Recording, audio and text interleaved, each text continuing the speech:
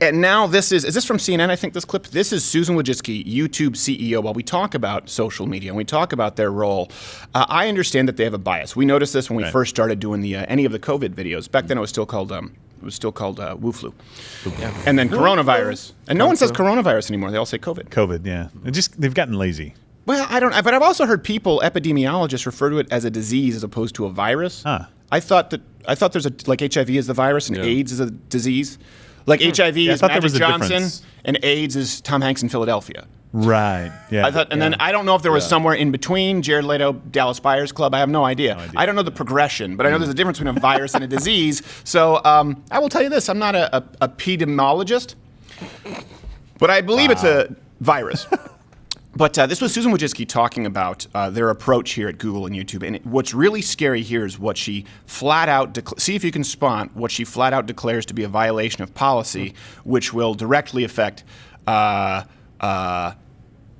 go. So we talk about that as raising authoritative information.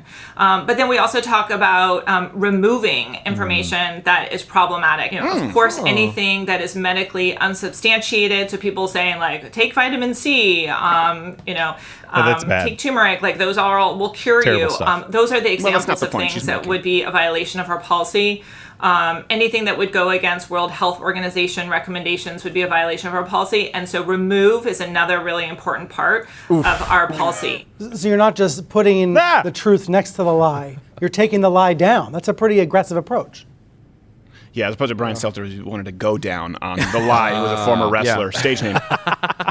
Delightful. You about to say? What? No, I was just thinking, like, our audience usually seeing one of those in a video is enough for poison. For Put them both. So That's true. We do apologize. Yes. And you were saying should have been a warning. Brian Stelter.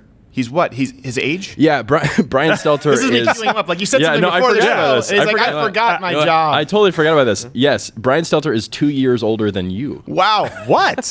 Yeah. And Susan Wojcicki is 4 years younger. Oh. It's all that podling essence. Right. Essence.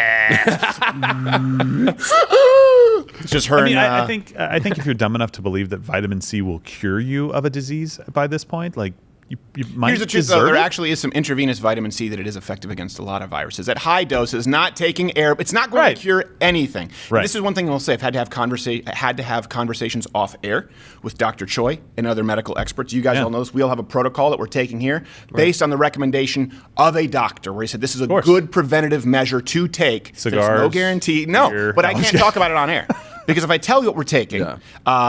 We will be considered spreading fake news. And it's not a cure, but it is a preventative measure that they're studying right now that has been showing a lot of promise. We each take 3 pills a day here that are supplements that are lab tested. We get from a certified lab.